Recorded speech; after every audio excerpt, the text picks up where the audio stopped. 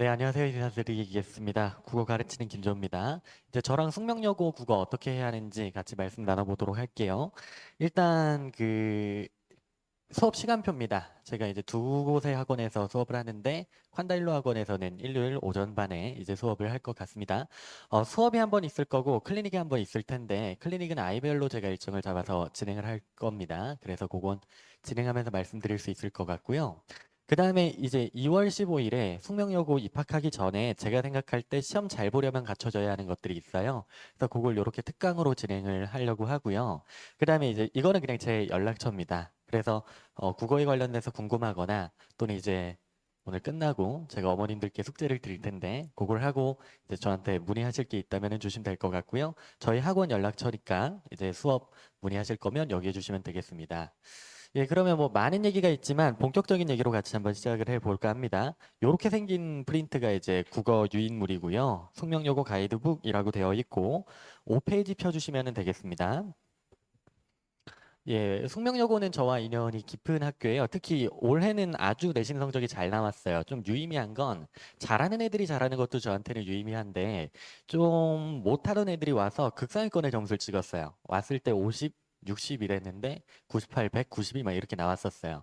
성적을 올리는 방법은 제가 잘 아는데요. 좀 자세하게 말씀드리면 숙명여고 국어시험의 성격은 4개입니다. 첫 번째 수능형이라고 하는 거예요. 수능형이라고 하는 게 뭔지 이따 말씀드리고 역전율이라고 돼 있는데 등급 간의 간격이 좁다라고 보시면 됩니다. 물론 9등급제 기준이기는 합니다만 뭐 예를 들어서 1학년 1학기 중간고사 같은 경우에는 1컷이 9등급제에서 100점이었죠. 그래서 그런 식으로 등급컷이 좀 높고 그 다음에 구간이 좀 좁다는 거고요. 요게 이제 시험 대비를 위해서 자세하게 필요한 것들인데 조금 더 깊게 한번 들어가 볼게요. 이렇게 수치 나와 있는데요. 일단 첫 번째 수능형이라고 하는 것의 정의가 뭐냐? 수능과 숙명여고 시험을 비교해 보면 되는 겁니다. 그러면 수능은 이제 어떻게 되냐? 우리가 EBS 교재에 있는 지문을 아이들이 봤던 지문으로 하나를 주는 것이고, 그 다음에 평가원에서 새롭게 개발한 지문들이 낯선 지문으로 나오거든요. 이제 비슷해요. 숙명여고도. 기본적으로 진도에 해당하는 범위를 줍니다만, 현장에서 처음 보는 낯선 지문 충분히 던져줍니다. 그 다음에 이제 진도에 해당할 때 교과서도 사용합니다만, 독서나 문법이나 문학에서 수능 기출 문제들을 많이 프린트 형태로 지금까지는 주셔왔어요. 그래서 이제 요게 숙명여고 시험이 갖고 있는 범위상의 특징이고 서술형을 안 냅니다. 사실 이게 숙명여고 시험은 특이한 게 한 2021년 정도가 기준이에요. 그래서 그 전과 그 후에는 시험의 양상이 많이 다른데 2021년도까지는 숙명여고 시험은 굉장히 어려웠고요. 어렵다는 방식이 지엽적이었어요. 예를 들어서 모두고를 지거나 뭐 개수색이나 국어인데 비문학 중간에 빈칸을 뚫던가 이런 식으로 내다가 약간 교사분들 배치가 달라지고 좀 교과 협의 같은 게 조정이 되기 시작하면서 깔끔하게 되기 시작한 게 2022년입니다. 그러면서 이제 문제 양상은 바뀌게 되었다라고 보시면 될 것 같고요. 그 5페이지 밑에 빈칸이 있잖아요. 그 오늘 오신 분들은 제가 좀 자세히 좀 챙겨드리고 싶어서 아예 학교가 어떻게 돌아가는지를 좀 자세히 설명을 드릴까 해요. 숙명여고 국어에서 이제 신경 써서 보셔야 하는 선생님들이 원래 5분이 계신데 1학년 때 좀 주목해야 하는 분은 3분이 계세요. 그래서 아예 선생님들에 대해서 제가 좀 파악을 해서 입학하고 나서 뵙게 될 테니까 말씀을 드리면 이제 김지상 선생님이라고 하는 분이 계세요. 김시량 선생님. 그 다음에 황정규 선생님이라는 분이 계세요. 황정규 선생님. 그 다음에 박소희 선생님이라는 분이 계세요. 결국에는 이 3분이 되게 중요해요. 여러분들이 있지만 문제에 대한 결정력은 요 3분이 갖게 되는데요. 이 중에서 요 2분이 언제나 어려운 문제를 내세요. 내는데 스타일이 달라요. 예를 들어서 황정규 선생님 같은 경우에는 그 캐릭터 독특하시거든요. 옛날에는 숙명여고 애들이 무슨 말을 많이 했냐면 그 학교 오실 때 개량 한복 입고 오세요. 그래서 한복 입은 할아버지 쌤이라고 막 말을 했는데 이분은 굉장히 깊이가 있으시고 특히 이분이 어디에 대해서 특화된 측면이 있냐면 문학. 문학에서도 고전이고 고전에서도 고전 소설이나 수필 이렇게 산문 쪽으로 조금 유의미하게 문제를 내시는 경우가 많아요. 근데 이분 들어갈 땐 학교 수업이 정말 중요해요. 왜냐하면 뭐 교사용 지도서나 자습서나 교과서나 이런 데에서 보편적으로 가고 있는 해석 같은 거 있잖아요. 그걸 따르지 않고 학교 선생님이 좀 독립적이고 독창적인 방식으로 해석하고 분석을 하세요. 그거를 어떻게 소화했느냐가 중요한 수업이에요. 이제 반면에 김진상 쌤은 어렵게 내도 정반대로 내시거든요. 이분은 정말 순수하게 독해력을 묻는 방식으로 내세요. 이분이 들어갈 때는 지엽적인 걸 많이 내요. 뭐 개수세기, 빈칸 이런 게 이분 때 나오는 거고 정말 선지에서의 변별력, 선지에서의 독해력 그것만 가지고 변별력을 내는 게 우리 김지라 선생님 스타일이세요. 이제 박수희 선생님은 시험은 되게 무난하고 아이들이 수업 들어보면 제일 좋아하는 선생님이에요. 막 팬들이 되게 많은 분인데 이분이 중요한 게 뭐냐면 이제 요 두 분은 해석이 약간 다르고 수업에서 이렇게 뭐라고 하죠? 독립된 방식으로 수업을 진행하고 분석하시다 보니까 애들이 공부할 때 의문이 들거나 이런 지점들이 있잖아요. 그거를 보통 박수희 선생님 수업 때 잘 정리가 돼요. 그래서 좀 어려운 문제들, 우리가 흔히 킬러나 준킬러라고 부를 수 있는 거는 여기서 나오지만 그 내용에 있어서 학교 수업에서 상이한 부분이나 애매한 부분들은 이분 수업 때 좀 보완이 됩니다. 예, 그래서 학교 선생님들은 이렇고, 그래서 수업 잘 들어야 합니다. 숙명여고는. 되게 국어가 독창성이 강하기 때문에 그 정도의 흐름이 있고요. 그 다음에 조금 더 문제에 대해서 말씀드리면 우리가 국어라고 부르면은 4개 영역이 있지만 실질적으로 영향력을 발휘하는 영역은 3개밖에 없어요. 뭐가 있죠?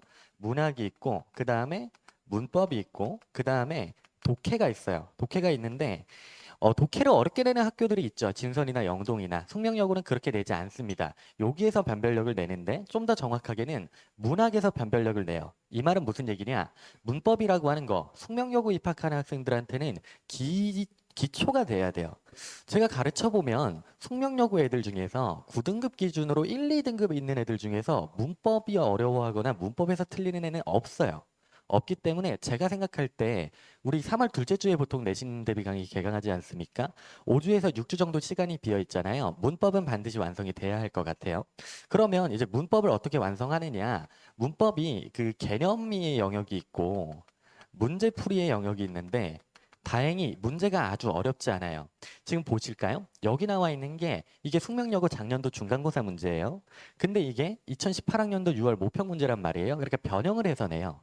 모의고사 기출에 나와 있는 거를 선지나 자료를 약간 변형하고 유형을 기본적으로 가져가기 때문에 제가 판단할 때는 시중에 나와 있는 평가원 모의고사 문제의 문법을 충분히 소화할 수 있다면 어려울 건 없을 것 같아요. 그렇지 않은 학교들도 많지만 숙명여고는 그렇게 깔끔하게 냅니다. 자, 그 다음에 문학으로 들어가면 여기가 좀 어렵게 낼 때 주목해야 하는 게 뭐냐? 고전이거든요. 고전에 대해서는 어머님들이 입학하기 전에 2개를 챙겨주세요. 첫 번째로는 고전은 어휘 모르면 안 돼요. 옛날 말이기 때문에 기본적으로 외계어로 쓰여져 있거든요. 시중에 고전 시가책 가면은 많아요. 그거를 좀 챙기시고 고전 시가에 관련된 내용들 요것도 이제 어느 정도 해석을 하면 좋은데 얘는 너무 헤비하게 생각하지 말고 국어 어휘장들 시중에 좋은 책 많거든요. 요 예를 들어 EBS에서 나온 어휘나 독해다. 뭐 요런 책들 많으니까 그런 것 토대로 저는 6주 동안 딴 거 하지 말고 문법은 모의고사 있는 거 확실하게 풀 수 있을 때까지 한번 커버를 하고 그다음에 어휘책은 그래도 어휘책 한 권 정도 떼서 특히 고전에 대한 어휘가 많이 들어가 있는 걸 한 권 정도 떼서 여기서는 막힘이 생기면 안 됩니다. 그리고 팁을 드리면 숙명여고가 수행평가 그다음에 그 중간고사, 기말고사 범위로 항상 단어랑 한자성어를 줘서 외우는 문제가 항상 들어가 있거든요. 그게 그 마도통 어휘 프리미엄이라는 책을 몇 년째 사용하고 있어요. 그래서 그거 사용하시면 제가 볼 때 이제 입학해서는 편안하게 공부할 수 있지 않을까 싶습니다. 예, 그리고요. 이제 좀 더 자세한 내용은 제가 6페이지에서 저기 9페이지까지 넣어놨고요. 제가 권유드리고 싶은 거는 뭐냐면 어머님들께 약간 숙제 삼아 드리는 건데 브로셔 맨 뒤에 보면은 제가 작년도 숙명여고 중간고사 문제 자체를 넣어놨고요. 답지를 넣어놨어요. 아이들하고 한번 풀어보시면 어떨까? 아이한테 한번 풀려보시면 어떨까 하고요. 그걸 풀면은 아이별로 등급이나 약점 같은 게 유추가 될 겁니다. 유추가 될 거여서 그걸 토대로 제가 번호 실어놨잖아요. 뭔가 컨설팅이나 이런 걸 주시면 제가 잘 이제 케어를 해서 유의미하게 공부할 수 있게 이끌어 보고자 합니다. 그럼 이제 제 수업은 어떻게 돌아가냐? 일단 첫 번째, 저는 관리에 대해서 말씀을 드리고 싶어요. 그 관리에 대해서 말할 때 첫 번째로 중요한 거는 뭐냐면 아이의 현재 공부 현황을 인지하는 거. 아이가 현재 공부를 어떻게 하고 있는지 파악하고 진단하는 거. 이게 첫 번째입니다. 숙명여고는 기출 문제의 중요도가 굉장히 높아요. 학교생들이 기출에서 특히 2022년도 이후에는 일관된 결을 유지하고 있기 때문에 기출 문제를 풀고 얘가 해설을 얼마나 잘하고 오답을 얼마나 잘하는가를 살펴보면 예상되는 점수가 충분히 나올 수 있어요. 그래서 저는 클리닉 때 아예 숙명여고 기출을 일단 모은 다음에 변형 문제를 만들어 놓고 테스트를 치러요. 저희 클리닉이 보통 국어 클리닉 가면은 암기로 밀어붙이는 경우가 많거든요. 근데 숙명여고는 그렇게 암기한다고 되는 게 아니에요. 아까 말씀드렸지만 유형으로 승부를 보고 선제에 대한 독해력으로 승부를 보기 때문에 문제를 풀면서 분석하는 경험이 어떤가가 되게 중요하거든요. 그러면 저희가 일단 어떻게 확인을 하냐면 일단 저희의 상징적인 건 첫 번째 데일리로 관리를 한다는 겁니다. 이거는 제가 시작이 어디서 왔냐면 옛날에 수능 수업할 때의 성공 경험에서 온 거예요. 지금 그 친구가 이제 넣어준 건데 좀 특이한 경우였거든요. 이 친구가 9월 모의고사 때에 4등급이 나왔던 재수생 친구예요. 재수생 친구고 두 달 있다 수능 봐서 궁극적으로는 여기 적혀 있는 것처럼 이제 100분이 98, 1등급을 잘 받았어요. 근데 처음 왔을 때 제가 되게 당황했어요. 왜냐? 재수생 애고요. 공부를 안 했던 애가 아니에요. 공부한 거 갖고 오라고 하니까 할 거 다 했어요. 기출문제 풀어보고 EBS도 풀어보고 문법도 돌려보고 했는데도 4등급이 나오는 거예요. 심지어 지금까지 너 봤던 평가원 시험지 다 가져와 해서 보니까 점수가 오히려 떨어져요. 공부는 늘어나고 있는데 점수는 하락세를 가요. 그래서 얘가 왜 그런가에 대해서 되게 막연하게 느껴지고 고생을 좀 했어요. 그래서 제가 얘를 가르칠 때 시켰던 게 뭐냐면 주간지로 숙제가 나가잖아요. 제가 거기에 날짜를 아예 박아버렸어요. 월요일 숙제, 화요일 숙제, 수요일 숙제, 목요일 숙제, 금요일 숙제. 그 다음에 푼 다음에 풀고 채점한 거를 올리게 시켰어요. 카톡방을 파서. 그럼 얘가 뭐 틀렸는지가 보일 거 아니에요. 그거를 정말 내내 기록했어요. 그래서 일주일 동안 한 게 뭐냐. 월요일에 얘가 틀린 문제 모으는 거예요. 화요일에 틀린 거 모으고 수요일, 목요일 쌓아가는 거예요. 그럼 얘가 뭘 틀렸는지에 대한 데이터가 나오잖아요. 다음 주차 숙제할 때 공통과제 하나 나갔지만 얇은 책자루 밑에 넣어주는 거예요. 그랬더니 수능을 잘 봐서 제가 이번에 내신에 엎었거든요. 그 숙명여고 학생들하고 단대부고하고 경기고하고 제가 작년에 세 학교 정도 했는데 점수 엄청 많이 올랐었어요. 숙명은 드라마틱했어요. 예, 거의 2배 가까이 올랐고 등급도 잘 나오니까 5, 6 받던 애들이 1, 2로 올라가니까 예, 되게 드라마틱해서 이번에도 그 방식을 유지하고자 합니다. 일단 수업을 진행하면 카톡방이 하나 파집니다. 저와 조교 선생님과 학생이 들어가 있는 카톡방이 하나 파지고요. 거기에다가 이렇게 조교쌤이 알림을 보낼 거예요. 숙제 내세요, 숙제 내세요, 숙제 내세요. 그리고 이제 해서 내겠죠. 내면은 저희가 피드백을 주면서 아까 말씀드린 것처럼 뒷단에서 얘가 틀린 거 뭔지 계속 누적해서 오답 유형을 쌓아가요. 그런 방식으로 진행을 하고요. 애들 부담스러워하긴 하지만 그래도 우리 대치동 아이들이 좋은 게 잘하고 싶은 마음이 분명히 있거든요. 그리고 숙명여고는 할 만한 학교인 게 예를 들어 진선여고는 똑같은 여고여도 상위권이 엄청 공고해요. 1, 2등급 애들은 딱 정해져 있고 그 밑에가 계속 바뀌는 스타일이거든요. 숙명은 그렇지 않아요. 아까 제가 통계를 잠깐 보여드리긴 했지만 90점에서 100점 사이에 9등급제 기준에서 1, 2, 3, 4가 다 있었어요. 그 말은 뭐냐? 1등급에서 4등급 사이는 그냥 한 문제 차이라고 하는 거예요. 한 문제를 더 맞추냐 마냐 지켜내느냐 마냐가 중요하거든요. 그거는 섬삼과 오답 노트에서 오는 겁니다. 그래서 이렇게 저희가 매일같이 관리를 하고요. 통계도 쌓고 예전에는 제가 어머니와 저와 이제 학생이 같이 단톡을 팠는데 그럼 가정관계가 안 좋아집니다. 네, 그래서 이제는 제가 저랑 조교쌤이랑 이제 이렇게 학생이랑 파고 일주일에 한 번 정도 리포팅을 드려요. 드리고 이제 내부에서 이런 식으로 비교도 해요. 비교해서 대충 시험 추이가 어떻겠구나라고 하는 거를 리포팅을 드릴 거고요. 수업 때 들어오면 저희가 어떻게 되냐. 3시간 수업이긴 합니다만 아마 나중에 한 시험 4주 앞두고 나서는 애들을 30분 정도 일찍 부를 거예요. 30분에서 40분. 그래서 앞쪽에 복수 테스트를 치르게 하고요. 수업 찍 진행한 다음에 수업 내용에 대한 예스 테스트를 진행해요. 그러니까 수업 확인 테스트죠. 이해도 확인 테스트. 그러면 저희한테 통계는 3개가 주어지는 거예요. 첫 번째는 뭐죠? 복수 테스트. 두 번째는 확인 테스트. 그리고 과제 오답. 요거를 이렇게 매칭하다 보면 얘가 계속 지속적으로 틀리고 있는 어떤 패턴이 있거든요. 그거를 분석하는 방식으로 진행을 할 겁니다. 그래서 클리닉을 오면 저희가 암기 클리닉이 아니라 시험 체계거든요. 애초에 클리닉을 오면 기출문제와 변형 문제로 이루어진 테스트가 1차부터 10차까지 계속 이루어져 있을 거예요. 그래서 이 문제 문제를 통과할 때까지 공부시키는 거예요. 애들하고 밀당하면서. 그러다 보면 잘하는 애들은 효율성이 있죠. 자기가 쭉 공부하고 나서 모르는 것만 확인하고 가면 되는 거고요. 못하는 애들은 대강 공부했으면 이 시험은 기출문제니까 통과를 할 수 없거든요.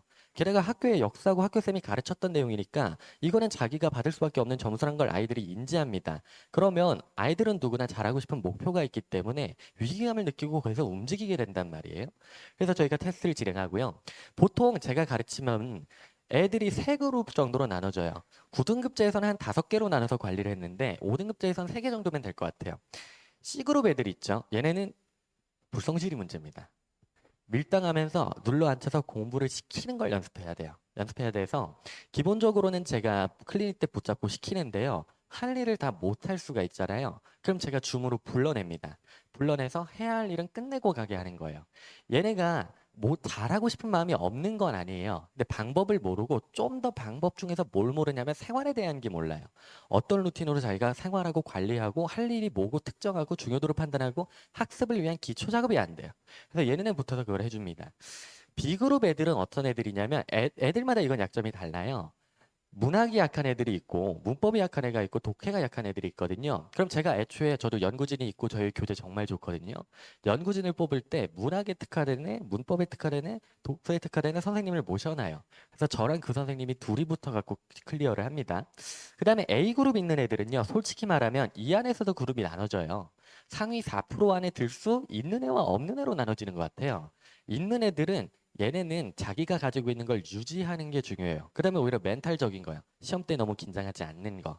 그래서 얘네는 타임 어택적인 거를 조금 연습해주면 제한된 시간 안에서 알고 있는 거를 온전히 인출할 수 있는 훈련을 해주고 잘하는 애들은 또 그들과의 그룹이 있기 때문에 그런 라포를 형성해주면 되고요. 이 4% 안에 못 드는 애들은 최적화가 안 돼요. 그래서 지적 호기심이 있다 보니까 뭐 공부는 좋아하는데 시험에 나오는 방식으로 공부를 하지 않아요. 얘네는 Q&A 하면서 제가 옆에서 살뜰히 챙기는 게 중요해요. B씨는 연구원들이랑 같이 붙지만 A는 제가 온전히 챙겨서 결국엔 점수를 냅니다. 그래서 클리닉은 이렇게 진행이 됩니다. 저희 자료 정말 좋습니다. 제가 6년 정도는 매년 10개 학교를 팀 수업을 막 했었어요. 밤새도록. 그렇게 하다 보니까 제 수첩이랑 저희 서재에는 선생님들의 이동의 흐름이나 어떻게 바뀌었는지 그 쌤이 어떤 식으로 필기를 했고 그게 문제로 어떻게 연결됐는지에 대한 기록이 저한테는 있어요. 그걸 제가 문제로 잘 구현을 해줍니다. 데일리 과제가 나갈 때 유형을 저는 명확하게 나눠줘요. 그래서 하루에 한 개의 유형 정도를 학습할 수 있게 하고요. 데이 1에서 데이 5로 갈 때 난이도는 계단식으로 점점 높아지는 겁니다. 그럼 애들의 수준에 따라서 1에서 막히는 애, 3에서 막히는 애, 5에서 막히는 애 다르거든요. 거기에 따라서 일주일을 같이 사는 느낌으로 움직이다가 클리닉이 들어가 줘야 할 타이밍에 정확하게 들어갑니다. 그렇게 진행을 하고요. 필기노트 학교 수업 이렇게 저한테 보내주라고 제가 애들한테 막 시키거든요. 그러면 똑같이 구현해줘요. 어떤 쌤이 어떻게 필기를 했고 그 다음에 필기가 중요한 게 아니라 이 필기가 문제로 어떻게 귀결되었는가가 중요한 겁니다. 그래서 문제로 귀결됐던 내용을 이런 식으로 제가 다 기록을 해줍니다. 해주고 필요했던 외적 증거나 읽기 자료나 선지 같은 건 훈련지로 다 만들어서 교재 뒷단에 넣어줘요. 그 다음에 이제 마지막에 갈 때는 애들 한 장 정리해야 하니까 이렇게 정리를 해주고 그 다음에 복수 테스트까지 진행을 해서 완벽하게 성적을 잘 냅니다. 이게 어머님들은 이제 연배가 있으시니까 사람을 보는 눈이 이제 있으시잖아요. 그 보면 알겠지만 제가 좀 선비입니다. 자기 PR 같은 걸 쑥스러워서 잘 못해요. 근데 하나 확실하게 약속드릴 수 있는 건 맡으면 정말 열심히 잘해줍니다.